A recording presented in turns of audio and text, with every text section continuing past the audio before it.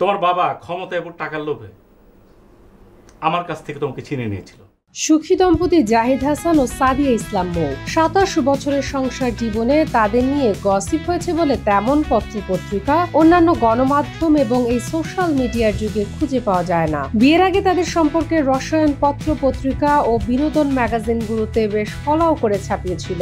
সে সময়গুলোতে তাদের নিয়ে ভক্ত মণ্ডলে মুখরোচক আলোচনা কম হয়নি। তবে সেই রসাত্মক রসায়নের অবসান হতে শুরু করে তাদের বিয়ের পর থেকে।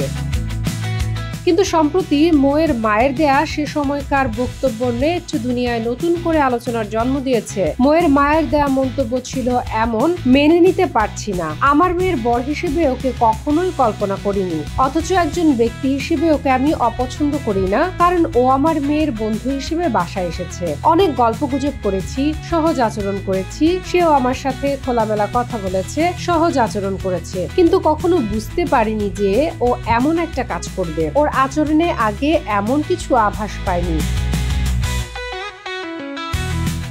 সে সময়ের কথাগুলোই বলেছেন সাদিয়া ইসলাম মৌয়ের মা। আসলে বন্ধুত্ব সম্পর্কটা কখন ভালোবাসায় রূপ নেয় বলা যায় না। জাহিদ হাসান মৌদের বাড়িতে প্রায় যেতেন, একসাথে কাজ করতে গিয়ে প্রেমে পড়েছেন দুই জনপ্রিয় তারকা। তবে তাদের সম্পর্ক বিয়ে পর্যন্ত যাওয়াটা সাদিয়ার মা আশা করেনি। যদিও পরে সব ঠিক হয়ে গেছে, সুখী দম্পতি এখন 2 ছেলে মেয়ে নিয়ে বেশ সুখেই আছেন।